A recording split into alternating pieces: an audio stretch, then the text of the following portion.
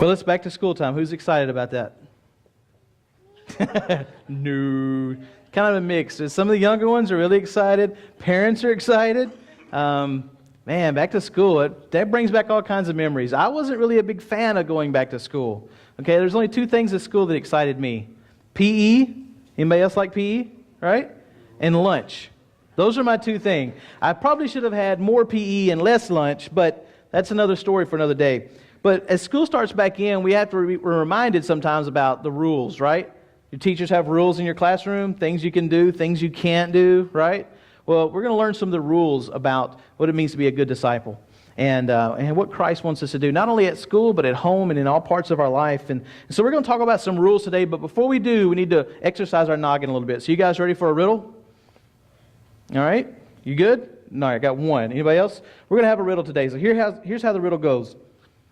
You can control a horse by putting a bit in its mouth. You know what that is? Like a piece of metal, and it's got strings attached, and you pull on it to make the horse stop and go left or right or whatever. So you can control a horse with a little bitty bit. You can control a ship with a rudder. Big sails and the wind's blowing against the ship, but under the water is a little bitty rudder, and that steers whichever way the ship wants to go, right?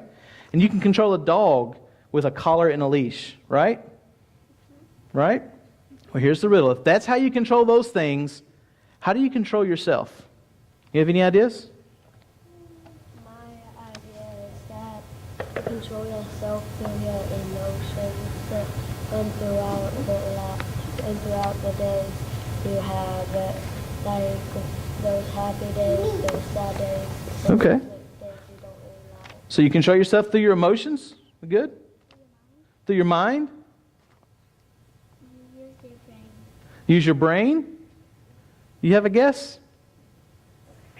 I left you. Okay, so those are all some really good guesses, but we really didn't hit on the mark. There is a better way to control ourselves, and it's found in the Bible. So this morning we're going to look at James chapter 3, and I'm going to read the first 12 verses for you, okay? So let's listen real close as God's Word speaks into our heart. Not many of you should become teachers, my brothers and sisters, for you know that we who teach will be judged with greater strictness. For we all stumble in many ways. And if anyone does not stumble in what he says, he is a perfect man.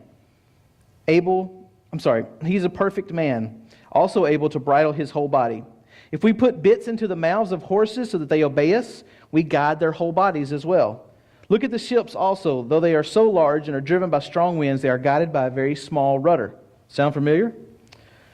So also the tongue is a small member, yet it boasts great things. That is the answer to our riddle. To control ourselves, we have to control our tongue, right?